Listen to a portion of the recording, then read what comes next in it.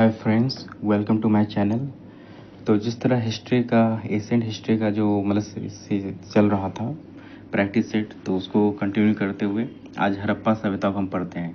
हड़प्पा सभ्यता 2 से 3 वीडियो में ख़त्म कर दिया जाएगा। इसमें 20 क्वेश्चन है पहला वीडियो में, ऐसे 2-3 वीडियो में पूरा ख़त्म कर दिया जाएगा, काफ़ी गहराई में जाकर, काफ़ी डेप्थ नॉलेज में देकर। और इससे बाहर आपका कोई भी क्वेश्चन आपके किसी भी एग्जाम में नहीं बनेंगे, चाहे किसी भी चीज़ का एग्ज़ाम आप देने जा रहे हो। तो चलिए स्टार्ट करते हैं। पहला, ज़्यादा टाइम आपका वेस्ट ना करते हुए, तो चलिए स्टार्ट करते हैं। पहला, हड़प्पा सभ्यता का सर्वाधिक मान्यता प्राप्त काल कौन सा है? तो चलिए बनाइए इसको। 2800 ईसा पूर्व से 2000 ईसा पूर्व, या 2500 ईसा पूर्व से 1750 ईसा पूर्व, या 3500 ईसा पूर्व से 1800 ईसा पूर्व, या निश्चित नहीं हो सकता। तो बताइए चीज़ को। तो चलिए बताते हैं। तो जो सिंधु घाटी सभ्यता और हड़प्पा सभ्यता जिस कहते हैं, जिसको इंडस वैली हड़प्पा सिविलाइजेशन, तो हड़प्पा की खोज सबसे पहले जान लेते हैं। हड़प्पा की खोज कब हुआ था? तो हड़प्पा की खोज कब हुआ था? 1921 में। और सिंधु घाटी सभ्यता का खोजा गया पहला स्थल कौन सा था? हड़प्पा। इसलिए इसका नाम क्या दिया गया? हड़प्पा सभ्यता। क्योंकि इतिहास में प्रचलित है, जिस जगह की खोज सबसे पहले होती है तो उसका नाम जो उसके जगह के नाम से रखा जाता है। तो हड़प्पा सभ्यता, तो हड़प्पा की खोज सबसे पहले शहर की हुई 1921 में। और इसकी खोज किसने की? राय बहादुर दयाराम साहनी ने। तो हड़प्पा की खोज 1921 में किसने की? राय बहादुर दयाराम साहनी ने किया। और इसके जस्ट अगला साल जो है 1922 में, इसके अगले साल 1922 में जो है सिंधु ये मोहनजोदड़ो की खोज किया गया। इसके अगले साल जो 1922 में मोहनजोदड़ो की खोज किया गया। और मोहनजोदड़ो की खोज किसने किया?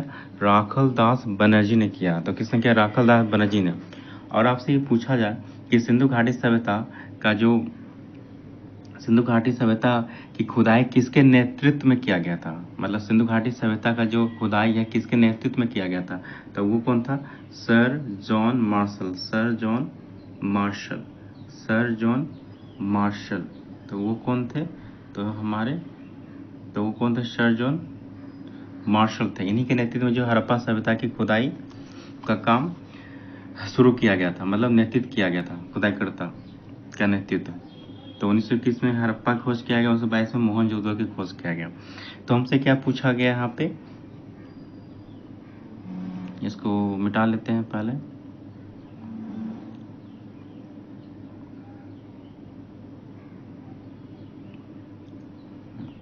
तो हड़प्पा सभ्यता सर्वाधिक मान्यता प्राप्त कौन सा? तो सर जॉन मार्शल, जो कि बताए थे। तो सर जॉन मार्शल तो सर जॉन मार्शल ने कहा था कि सिंधु घाटी सभ्यता का जो समय है वो 3200 ईसा पूर्व से आपका 2750, तो 2750 बीसी तक।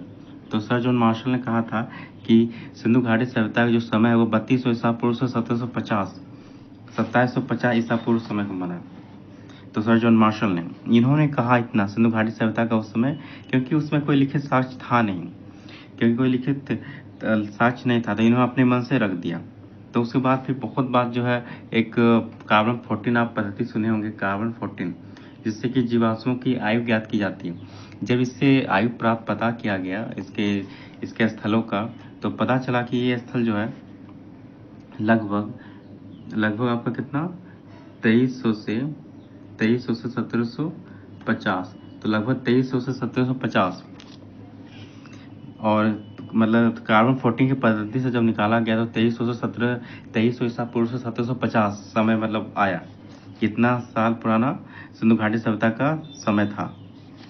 तो फिर उसके बाद इसको जो है डीपी अग्रवाल हो गया और कई सारे इतिहासकार इसको माना।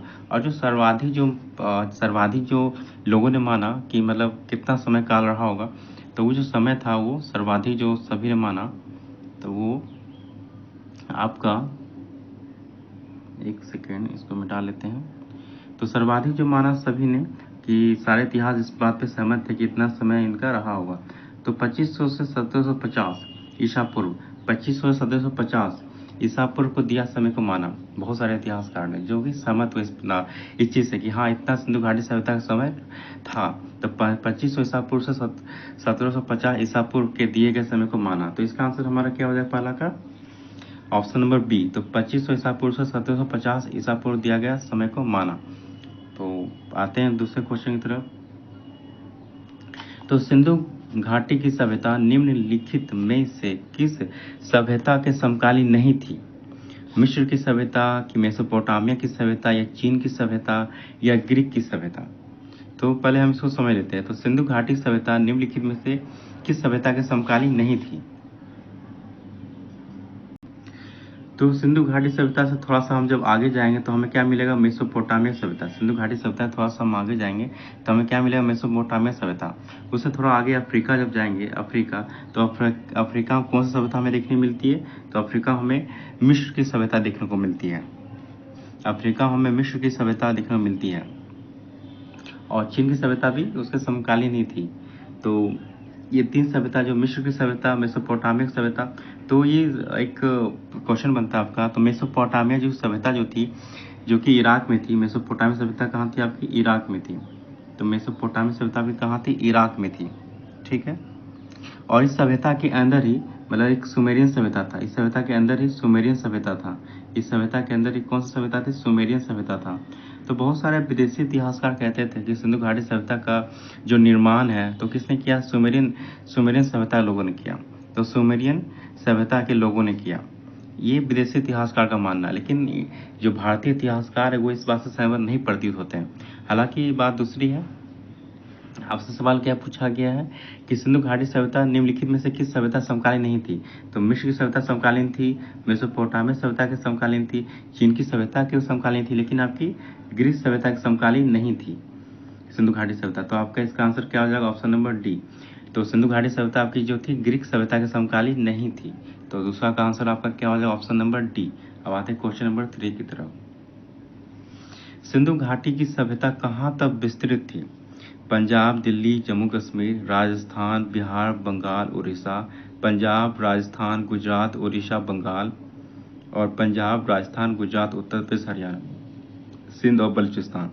तो इसका आंसर क्या हो जाएगा हमारा? Option number D. इसका आंसर क्या हो जाएगा हमारा? Option number D.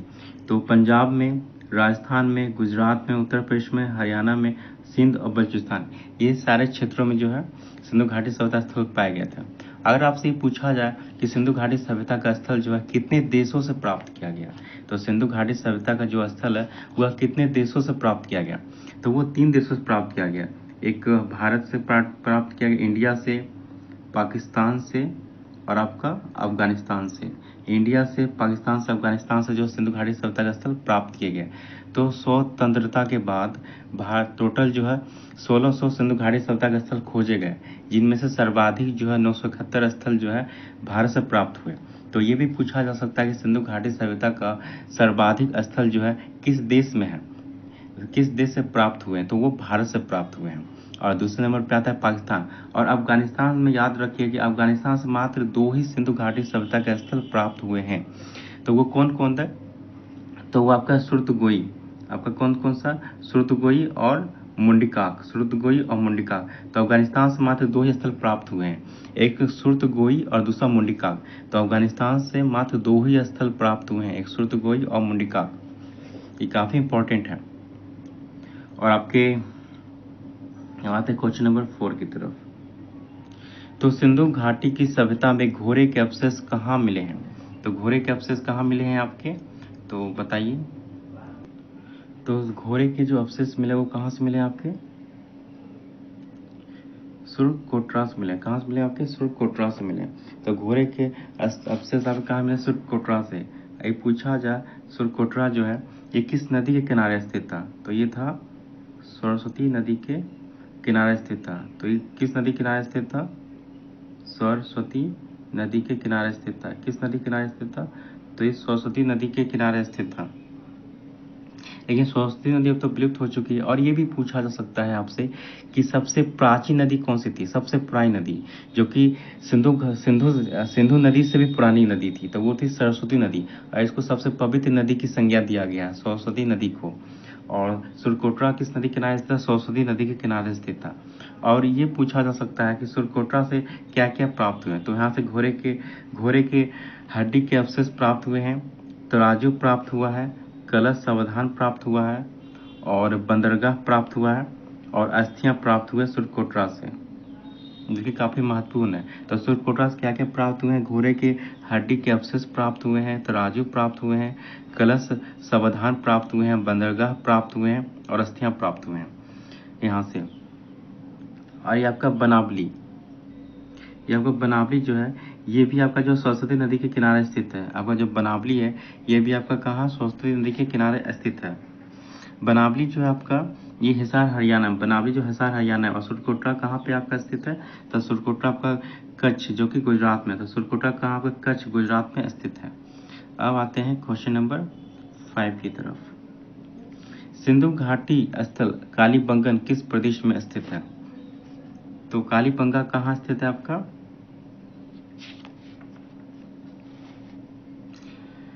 तो कालीबंगा आपका जो है राजस्थान के हनुमानगढ़, तो कालीबंगा जो और आपका राजस्थान के हनुमानगढ़ जिले में स्थित है। और इसकी खोज किसने किया था? कालीबंगा की खोज किसने किया था? तो अमलानंद घोष ने किया था। अमलानंद घोष ने किया था। तो कालीबंगा खोज किसने किया था? अमलानंद घोष ने किया था। और कालीबंगा से क्या क्या प्राप्त हुए? तो कालीबंगा से आपके जोते हुए खेतों के साक्ष्य प्राप्त हुए हैं, अग्निकुंड के अग्नि के हवन कुंड प्राप्त हुए हैं, काली चोरियां प्राप्त हुई है, भूकंप के साक्ष्य प्राप्त हुए हैं और हल भी प्राप्त हुआ है। तो कालीबंगा से आपके जो है जोते हुए, तो कालीबंगा की खोज किसने किया था? तो अमलानंद घोष ने किया था। कालीबंगा की खोज किसने किया था? तो अमलानंद घोष ने किया था। तो कालीबंगा से क्या मिला? जूते हुए खेतों का साक्ष्य और अग्निकुंड के हवन कुंड मिला है, काली चूड़ियाँ मिली, भूकंप का साक्ष्य मिला, हल भी मिला और अलंकृत ईंट भी मिला है। यही पूछा जाता है अलंकृत ईंट। अलंकृत ईंट जो है आपका कहाँ से मिला है? आपका कालीबंगा से ही मिला है। अब आते हैं क्वेश्चन नंबर 6 की तरफ। निम्नलिखित में से किस पदार्थ का उपयोग हड़प्पा काल की मुद्राओं के निर्माण में मुख्य रूप से किया जाता था? तो सिलखरी का, कांसा का, तांबा का, लोहा का। तो इसका आंसर हो जाएगा ऑप्शन नंबर ए, सिलखरी का। तो सिलखरी का उपयोग किया जाता था हड़प्पा काल की मुद्राओं में। और आते क्वेश्चन नंबर 7 की तरफ। हड़प्पा सभ्यता किस युग की थी? तो हड़प्पा सभ्यता किस युग की थी हमारी? तो कांस्य युग की, नव पाषाण युग की, या पूरा पाषाण युग की, या लौह युग की? तो हड़प्पा सभ्यता किस युग की थी हमारी? कांस्य युग की सभ्यता थी। और हड़प्पा सभ्यता और पूछा कौन सा था, किस युग में था? तो आद ऐतिहासिक युग। तो आद ऐतिहासिक युग, तो आद ऐतिहासिक युग का मतलब होता है जिसमें लिखित साक्ष्य तो उपलब्ध है लेकिन उसे पढ़ा नहीं जा सकता है, तो उसको क्या कहते हैं? आद ऐतिहासिक काल कहते हैं। और इसको जिस दिन पढ़ लिया जाएगा तो उसके आद ऐतिहासिक से क्या हो जाएगा? इतिहास हो जाएगा। तो हड़प्पा सभ्यता कौन सा है? आद ऐतिहासिक काल का है। और किस युग का है? तो कांस्य युग का। कांस्य युग जिसमें कांसा का उपयोग किया जाता था, उससे को क्या कहते हैं? कांस्य युग कहते हैं। इससे आयरन एज, मतलब इसमें लोहे का उपयोग किया जाता था लोगों के द्वारा, आदि मानव द्वारा, तो उसी को क्या कहते हैं? आयरन एज कहते हैं, मतलब लोह युग कहते हैं। इस तरह आपका स्टोन एज, जैसे स्टोन एज हो गया पाषाण काल। तो जिस युग में लोगों द्वारा पाषाण मतलब पत्थर का यूज किया जाता था, तो उस काल को क्या कहा जाता है? पाषाण काल, मतलब आपका स्टोन एज। तो अब आते हैं क्वेश्चन नंबर 8 की तरफ। तो जो भी आपके बताया जा रहा है क्वेश्चन एक्स्ट्रा में, उसको याद रखिएगा। सिंधु घाटी सभ्यता के लोगों का मुख्य व्यवसाय क्या था? व्यापार था, पशुपालन था, शिकार था या कृषि था? तो क्या हमारा आंसर हो जाएगा? व्यापार हो जाएगा। क्या था? व्यापार। तो सिंधु घाटी सभ्यता के लोगों का मुख्य व्यवसाय क्या था? व्यापार था। और सेकेंड नंबर पे क्या था? तो सेकेंड नंबर पे हमारा, अगर आपसे ये पूछा जाए कि उत्तर वैदिक काल या पूर्व वैदिक काल, आपसे पूछा जाए पूर्व वैदिक काल, जो कि आगे हम पढ़ेंगे, तो पूर्व वैदिक काल का क्या हो जाता है? पशुपालन हुआ था। पूर्व वैदिक काल पशुपालन होता। उत्तर वैदिक काल में क्या हो जाता है हमारा? उत्तर वैदिक काल में क्या हो जाता है हमारा? तो उत्तर वैदिक काल में हमारा कृषि हो जाता है। तो कृषि का शुरुआत जो 600 ईसा पूर्व के समय हुआ था, कृषि का खोज। तो लोहे का खोज जो हुआ था 600 ईसा पूर्व के समय हुआ था। तो पूर्व वैदिक काल में क्या था? पशुपालन था, मुख्य व्यवसाय था। और उत्तर वैदिक काल में क्या था? आपका कृषि था। और सिंधु घाटी सभ्यता में आपका मुख्य व्यवसाय क्या था? तो व्यापार था। व्यापार जो है आंतरिक और बाह्य व्यापार दोनों किया जाता था। तो व्यापार जो आंतरिक और बाह्य व्यापार दोनों होता था। तो व्यापार के लिए जो है, तो पश्चिम एशिया, मध्य एशिया, ईरान मतलब फारस और अफगानिस्तान से व्यापार किया जाता था। और सिंधु घाटी सभ्यता के जो लोग थे, निर्यात मतलब इम्पोर्ट क्या करते थे, मतलब एक्सपोर्ट क्या करते थे। तो सिंधु घाटी सभ्यता के जो लोग हैं, निर्यात मतलब एक्सपोर्ट क्या करते थे, सामान यहाँ से बाहर में। तो ये करते थे, सूती वस्त्रों का निर्यात करते थे, हाथी दांत का करते थे, लकड़ी का करते थे। और सिंधु घाटी सभ्यता लोग क्या मंगाते थे, मतलब क्या आयात करवाते थे, इंपोर्ट क्या करवाते थे, चांदी। चांदी जो है ईरान और अफगानिस्तान से मंगाते थे। तो चांदी जो है ईरान और अफगानिस्तान से मंगाते थे। चांदी जो आपका कहाँ से मंगाते थे, ईरान और अफगानिस्तान से मंगाते थे। चांदी ईरान अफगानिस्तान से मंगाते थे। और टीन जो अफगानिस्तान से मंगाते थे। तांबा जो आपके राजस्थान के खेतरी और लाजवड मेसोपोटामिया से मंगाते थे। तो ये सारे क्वेश्चन बनने वाले हैं। तो जो भी आपको बताया जा रहा है, एक्स्ट्रा जो बताया जा रहा है, उसको आप याद रखिएगा। ये सब याद रखिएगा तो फिर आपको दोबारा इस चैप्टर को पढ़ने की जरूरत नहीं पड़ेगी। 2 से 3 वीडियो में सिंधु घाटी सभ्यता पूरा खत्म कर दिया जाएगा और सारे मेन चीज़ को बताया जाएगा जो कि एग्जाम से रिलेवेंट होगा। तो अब पढ़ते हैं क्वेश्चन नंबर 9 को। हड़प्पा सभ्यता के निवासी थे, ग्रामीण थे, शहरी थे या बढ़िया खाना बदोश थे या जनजाति थे। तो सिंधु घाटी सभ्यता जो लोग थे वो कैसे थे, तो शहरी थे। और इस हड़प्पा सभ्यता के जो लोग थे वो किस थे, द्रविड़ जाति से थे। द्रविड़ जाति संबंधित थे। तो किसने बताया था द्रविड़ जाति से, तो राखाल बनर्जी ने, जिसने कि मोहनजोदड़ो खोज किया था 1922 में। तो हड़प्पा सभ्यता लोग कैसे थे, तो शहरी थे। उसके बाद जो अब आते हैं, इसके बाद पूर्व वैदिक काल जो आता है जिसके निर्माता आर्य थे, तो वो कैसे सभ्यता थी, वो ग्रामीण सभ्यता थी।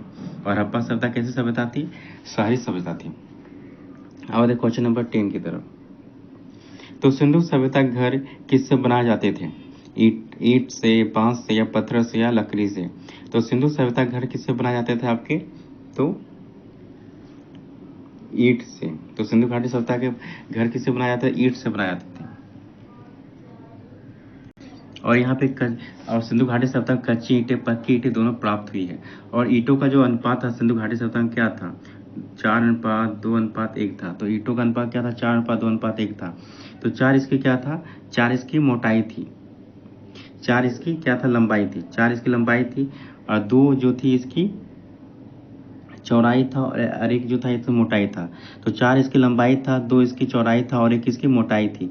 इस शेप में सभी ईंटें मिले हैं सिंधु घाटी सभ्यता 4:2:1 में। तो कभी कभी ये अनुपात भी पूछ लिया जाता है कि सिंधु घाटी सभ्यता में ईंटें जो प्राप्त हुए हैं तो वो किस अनुपात के थे, तो 4:2:1 के थे। तो 4 इसके क्या था, 4 इसकी लंबाई था, 2 इसकी चौड़ाई था और 1 इसकी क्या थी, मोटाई थी। तो ये याद रखिएगा। आते क्वेश्चन नंबर 11 की तरफ। हड़प्पा वासी किस वस्तु के उत्पादन में सर्वप्रथम थे, मुद्राएं के, कांसे के औजार के या कपास के या जौ के। तो बताइए। तो सिंधु घाटी सभ्यता, तो इस क्या हो जाएगा, इसका आंसर हो जाएगा ऑप्शन नंबर सी, कपास हो जाएगा। तो सिंधु घाटी सभ्यता जो थे, गेहूं, जौ, मटर, कपास। तो गेहूं हो गया, जौ हो गया, मटर हो गया, कपास हो गया। गेहूं, जौ, मटर, कपास से परिचित है, गेहूं, जौ, मटर, कपास से परिचित है सिंधु घाटी सभ्यता के। और आपसे ये पूछा जाए कि सिंधु घाटी सभ्यता के लोग जो थे किससे परिचित नहीं थे, तो वो हो गया, चावल से परिचित नहीं थे आपका, ना ही गन्ना से परिचित थे आपका, ना ही आपके रागी से परिचित थे। तो ये क्वेश्चन आपसे पूछा जा सकता है कि सिंधु घाटी सभ्यता के लोग किससे परिचित नहीं थे, मतलब तो चावल से परिचित नहीं थे और आपके गन्ना से परिचित नहीं थे आपके, ना ही रागी से परिचित मिले, क्योंकि इसके प्रमाण सिंधु घाटी सभ्यता में नहीं मिले हैं। और किससे वो परिचित थे, मतलब किसको वो उपजाने में जानते थे, तो गेहूं हो गया, जौ हो गया, मटर हो गया, कपास को उपजाने में जैसी जानकारी उन्हें थी। और चावल, गेहूं और रागी, चावल और गन्ना और रागी का प्रमाण जो सिंधु घाटी सभ्यता में नहीं मिलता है। अब आते हैं क्वेश्चन नंबर 12 की तरफ। निम्नलिखित विद्वानों में से हड़प्पा सभ्यता का सर्वप्रथम खोजकर्ता कौन था, तो सर जॉन मार्शल या आर.डी. बनर्जी या ए कनिंघम या दयाराम साहनी। तो हड़प्पा सभ्यता खोजकर्ता कौन था, तो राय बहादुर दयाराम साहनी थे। तो कब खोज किया था हड़प्पा का, तो 1921 ईस्वी में। तो 1921 ईस्वी में। और सबसे पहला खोजा गया स्थल हड़प्पा ही था, इसलिए सभ्यता का नाम क्या रखा गया, हड़प्पा सभ्यता। अब आते क्वेश्चन नंबर 13 की तरफ। तो सिंधु सभ्यता का पतनगार या बंदरगाह कौन सा था, तो सिंधु सभ्यता का पतनगाह या बंदरगाह कौन सा था, तो कालीबंगन होगा कि लोथल होगा कि रोपर होगा कि मोहनजोदड़ो होगा। तो इसका आंसर हमारा क्या हो जाएगा? तो लोथल हो जाएगा। तो सिंधु सभ्यता का पतनगा बंदरगाह कौन सा था? लोथल था। लोथल जो था काफी विकसित शहर था। लोथल जो था काफी विकसित शहर था। लोथल किस राज्य में है? तो ये गुजरात में है। तो भारत के गुजरात में है लोथल। और एक सवाल पूछता है कि पंचतंत्र में जो लोमड़ी की जो कहानी जो बताई जाती है तो वो किससे प्रेरित है? तो वो लोथल से ही है। तो वो लोथल से ही है। लोथल पूछा जाए कि लोथल के खोजकर्ता कौन थे? लोथल खोजकर्ता कौन थे? तो रंगनाथ राव थे। तो रंगनाथ राव जी थे। तो लोथल खोजकर्ता कौन थे? रंगनाथ राव। आई पूछा था, ईयर पूछा था। लोथल काफी इंपॉर्टेंट है। तो पूछा था लोथल का खोज कब हुआ? तो 1957 में। 1957 ईस्वी में। कौन कौन खोज किया था? रंगनाथ राव। तो लोथल से मिला गोदीबार, मतलब डॉकयार्ड मिला है, पतंगा मिला है। और चावल का जो प्रथम अवशेष मिला लोथल से मिला है। चावल का अवशेष जो मिला है लोथल से मिला है। अग्निकुंड का प्रमाण भी लोथल से मिला है। और हाथी दांत का भी प्रमाण जो है लोथल से मिला है। और तीन युगल समाधियां कहाँ से मिली है? लोथल से। तीन युगल समाधि पूछा जाता है कि सिंधु घाटी सभ्यता के किस स्थल से जो तीन युगल समाधियां मिला है हमारा? तो वो हड़प्पा से, लोथल से मिला था। कहाँ से मिला है? लोथल से मिला। कहाँ से मिला है? लोथल से मिला। तीन युगल समाधियां कहाँ से मिला? तो लोथल से मिला है। और घोड़े की मिट्टी की मूर्ति कहाँ से मिली है? ये भी लोथल से मिली है। घोड़े की मिट्टी की मूर्ति कहाँ मिली? लोथल मिली है। अगर आप फिर से सुनना चाहते हैं इसको रिवाइंड कर लीजिएगा तो आप समझ लीजिएगा क्या है इसका। तो काफी इंपॉर्टेंट आपको बताया जा रहा है साइड से। आते हैं क्वेश्चन नंबर 14 की तरफ। पैमाना की खोज ने यह सिद्ध कर दिया है कि सिंधु घाटी के लोग माप और तौल से परिचित थे। यह खोज कहाँ पर हुई थी? तो पैमानों की खोज ने यह सिद्ध कर दिया है कि सिंधु घाटी के लोग माप और तौल से परिचित थे। यह खोज कहाँ पर हुई थी? कालीबंगा में हुई थी, हड़प्पा में हुई थी, या चंद्रहुदुरम में हुई थी, या आपके लोथल में हुई थी? तो ये कहाँ से मिली? लोथल से। अब आते क्वेश्चन नंबर 15 की। हड़प्पा काली समाज किन वर्गों में विभक्त था? शिकारी, पुजारी, किसान और क्षत्रिय, विद्वान, योद्धा, व्यापारी और श्रमिक, ब्राह्मण, क्षत्रिय, वैश्य और शूद्र, राजा, पुरोहित, सैनिक और शूद्र। इसका आंसर क्या हो जाएगा हमारा? ऑप्शन नंबर बी, विद्वान, योद्धा, व्यापारी और श्रमिक में जो थे हड़प्पा कालीन समाज किन वर्गों में विभक्त था? तो विद्वान, योद्धा, व्यापारी और श्रमिक। अब आते क्वेश्चन नंबर 16 की तरफ। तो सिंधु सभ्यता का सर्वाधिक उपयुक्त नाम क्या है? तो सिंधु घाटी सभ्यता का सर्वाधिक उपयुक्त नाम क्या है? तो हड़प्पा सभ्यता। आइए भी पूछा जाता है सवाल कि आपसे कि सिंधु घाटी सभ्यता का उत्तरी नगर को क्या कहते हैं? तो सिंधु घाटी सभ्यता के उत्तरी नगर को क्या कहते हैं? मांडा, जो कि जम्मू कश्मीर में है, जो कि किस नदी के किनारे स्थित है? तो चिनाब नदी के किनारे स्थित है। और पूर्वी नगर जो है आलमगीर उत्तर प्रदेश, जो कि नर्मदा नदी की सहायक नदी आपके हिंडा नदी किनारे स्थित है। तो पूछा जाए सिंधु घाटी सभ्यता का दक्षिण नगर कौन सा है? तो ये दैमाबाद है। तो ये क्या है? दैमाबाद, जो कि कहाँ है? महाराष्ट्र में। महाराष्ट्र के क्या? अहमदनगर जिले में है। और किस नदी के तट पर है? गोदावरी नदी की सहायक नदी प्रवरा नदी के तट पर है। और पूछा जाए पश्चिमी नगर सिंधु घाटी सभ्यता पश्चिम नगर कौन सा है? तो वह सुता केडोर, जो कि कहाँ है? पाकिस्तान के बलूचिस्तान प्रांत में है। और 21 नदी के तट पर स्थित है। तो दाश्क नदी के किनारे स्थित है। तो सिंधु घाटी सभ्यता का उत्तरी नगर कौन सा है? तो मांडा, जो कि जम्मू कश्मीर में चिनाब नदी के किनारे स्थित है। और दक्षिण बिंदु दैमाबाद महाराष्ट्र में है, जो कि अहमदनगर जिले में महाराष्ट्र के, और जो कि गोदावरी नदी की सहायक नदी प्रवरा नदी के किनारे स्थित है। और पूर्वी नगर कौन सा? तो आलमगीर उत्तर प्रदेश, जो कि नर्मदा नदी की सहायक नदी हिंडा नदी के किनारे स्थित है। अब पश्चिमी नगर पूछा जाए तो सुता केडोर, जो कि बलूचिस्तान में, जो कि दाश्क नदी के किनारे स्थित है। और एक और सवाल पूछा जा सकता है कि सिंधु घाटी सभ्यता जो था कितने लाख वर्ग किलोमीटर पर ये एरिया विस्तृत था? तो वो हो जाएगा हमारा 13 लाख वर्ग किलोमीटर। तो 13 लाख वर्ग किलोमीटर पे ये विस्तृत था हमारा सिंधु घाटी सभ्यता। और कहीं कहीं आपको 15 लाख वर्ग किलोमीटर दे दिया जाता है। तो ये दोनों ही सही हैं और वो आपके ऑप्शन पे डिपेंड करेगा। दोनों में से कोई एक ऑप्शन में रहेगा। तो दोनों में से जो ऑप्शन रहे 13 लाख वर्ग किलोमीटर या 15 लाख वर्ग किलोमीटर, तो दोनों में से कोई एक को टिक कीजिएगा, क्योंकि दोनों में से कोई एक ही ऑप्शन आपको दिया जाएगा। तो इसमें आप कंफ्यूज मत होइएगा। तो आते हैं क्वेश्चन नंबर 17 की तरफ। तो निम्न में से कौन सा लक्षण सभ्यता के लोगों का सही चित्रण करता है? उनके विशाल महल और मंदिर होते थे, वे देवियों और देवताओं दोनों की पूजा करते थे। वे युद्ध में घोड़ा द्वारा खींचे जाने वाले रथों का प्रयोग करते थे, या नीचे दिए गए कोड का प्रयोग कर सही कथन को चुनिए। ऑप्शन दो, मतलब दो, एक दो या एक दो तीन। तो इसका आंसर क्या हो जाएगा हमारा कि वे देवियों देवताओं दोनों की पूजा करते थे। तो ऑप्शन हमारा सही आंसर क्या, ऑप्शन बी हो जाएगा, मतलब ऑप्शन ए होगा, मतलब दूसरा आंसर सब सही होगा इसमें, दूसरा। तो मतलब ऑप्शन ए सही हमारा हो जाएगा। तो आपसे ये पूछा जाए कि आपसे पूछा जाए कि मोहनजोदड़ो में जो है आपके मातृ देवी की पूजा की जाती थी। मोहनजोदड़ो में जो है आपकी मातृ देवी पूजा की जाती थी। मोहनजोदड़ो में जो है मातृ देवी की पूजा की जाती थी। मातृ देवी की पूजा किसमें की जाती थी, मोहनजोदड़ो में की जाती थी। अब पूछा जाए हड़प्पा में जो है किसकी पूजा की जाती थी हड़प्पा में, तो उर्वरकता देवी।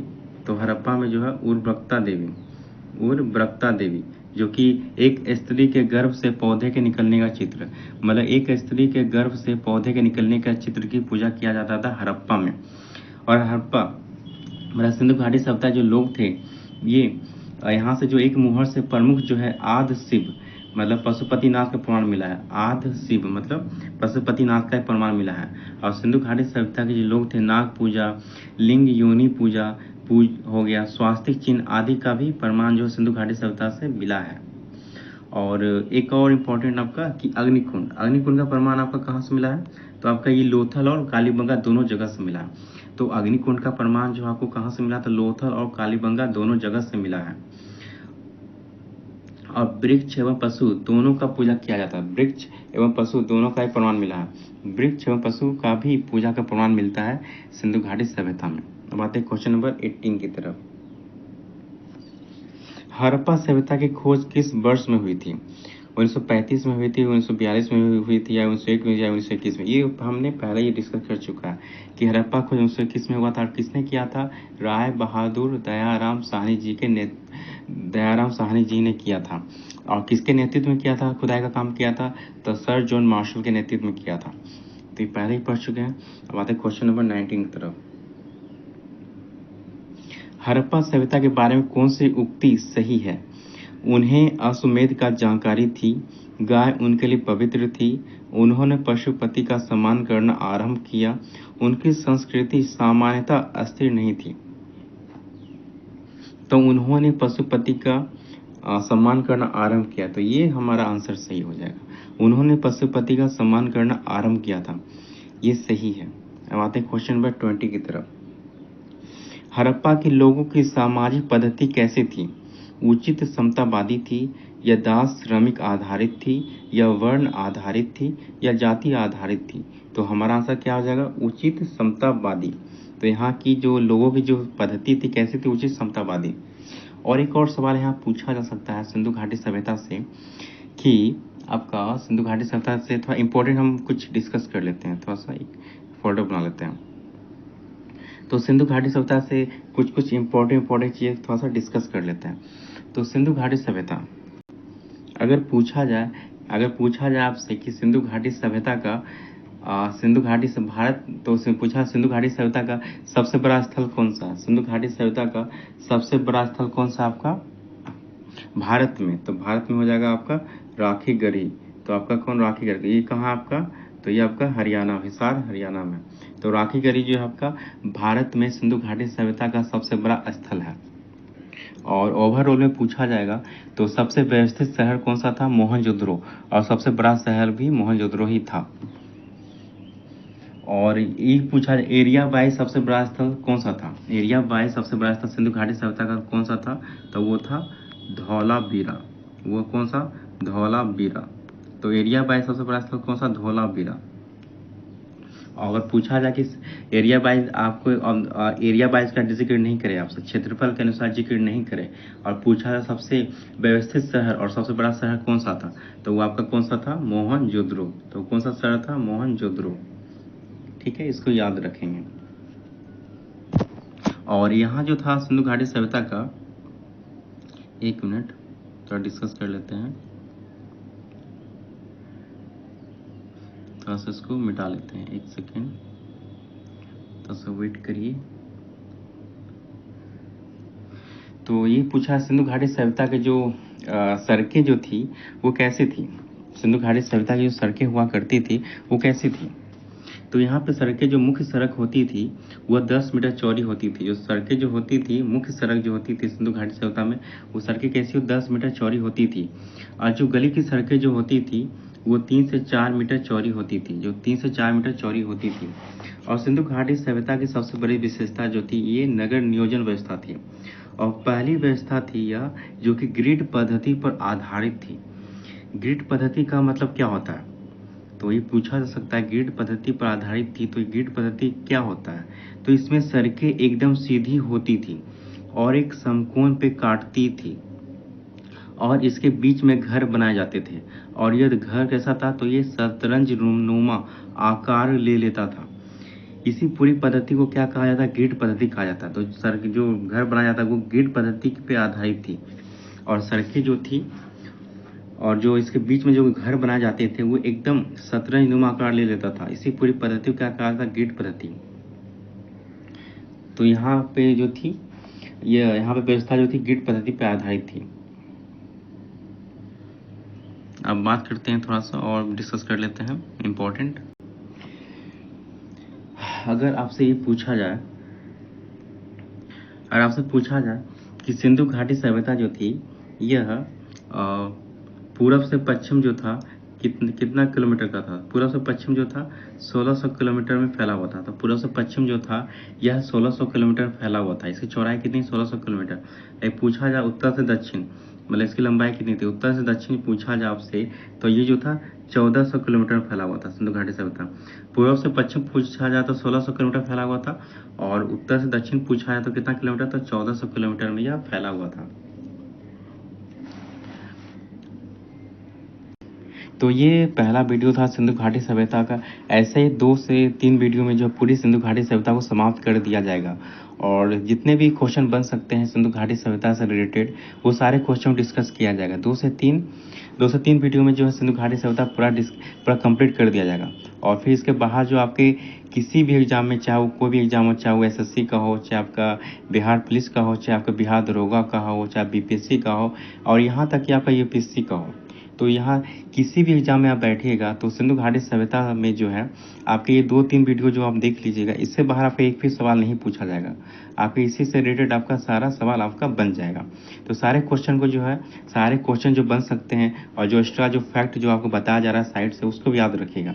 तो ये सबसे रिलेटेड आपका क्वेश्चन बनेगा आपके एग्जाम में, इससे बाहर आपका कोई भी सवाल नहीं बनेगा। कितनी भी गहराई में जाएगा तो 2-3 वीडियो जो हम अपलोड करेंगे, जो डालेंगे, वो काफ़ी मतलब जितने भी आपके तो सिलेबस से अकॉर्डिंग या बाकी जो एक्स्ट्रा नॉलेज है या फैक्ट है सभी को डिस्कस किया जाएगा उसमें सारे, चाहे वो जितना भी टाइम का बने, तो सारे जो पहलू बन सकते हैं, सारे एग्जाम के जो रिलेवेंट जो पॉइंट बन सकते हैं सभी डिस्कस किया जाएगा। तो बने रहिएगा इस हिस्ट्री के सीरीज में, एशियन हिस्ट्री। ऐसे धीरे धीरे करके सारे सब्जेक्ट को समाप्त कर दिया जाएगा।